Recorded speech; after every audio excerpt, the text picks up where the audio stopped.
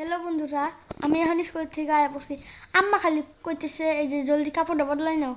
আমি একটু হইয়া পড়লাম।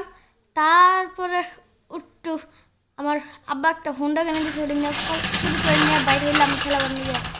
তারপরে আমি একটু আইলাম, তখন আম্মা দিয়া কই যে থু থু জলদি থু। তারপরে আমি একটু করলাম, তারপর নিয়ে থিয়ে দিলাম। দেন আমার ছাত্র হাজির, এরা তো পড়ে না ইবি। এই কারণে আমি ভাত খাবার বললাম গাও ধোয়ার আগে জলদি ভাত খাই নি। আম্মা ফ্রিজে পাঁচ উঠেছিল, ওই দিনে খাই ফেলাইলাম। খাই ফেলে পুটপুট করে গাও ধোয়া গো, মুক্তি পড়ার টাইম হয়ে গেছে গা। জলদি যাই ভাতটা খাই শেষ করে গাও ধুম। আমার গাও ধোবার নিয়ে আয় পড়লাম, আমার মুক্তি পড়ার টাইম হয়ে গেছে বন্ধুরা। জলদি গাওটা ধুয়ে নেই, গাও ধুলেই তো আবার মুক্তি থেকে আয় গাও তো অনেক সন্ধ্যাবেলা করে আর ধুবার মন ধরে না, একবার ধুয়েই যাই।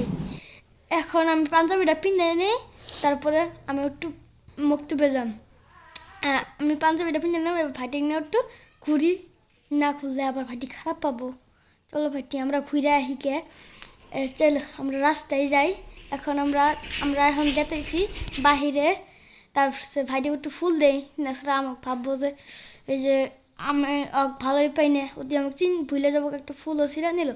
এখন যাই একটু রাস্তায় যাই আমি, তারপরে আম্মাকে দিমু, তারপরে একটা চুম্মা দিমু। এখন চুম্মা দিলাম, আম্মাকে দিলাম, বাই বাই।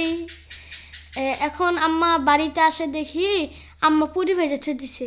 তারপরে সাইডে যে দিয়েছে ঘুগনিও বাইরে হচ্ছে দিছে। এখন আমি পুটপুটে নিয়ে হেরে খাওয়া আরম্ভ করলাম, তাছাড়া বা আম্মা দিব না নাই। পরে রাইতে ভাইটি খোয়াইতে খেলাবার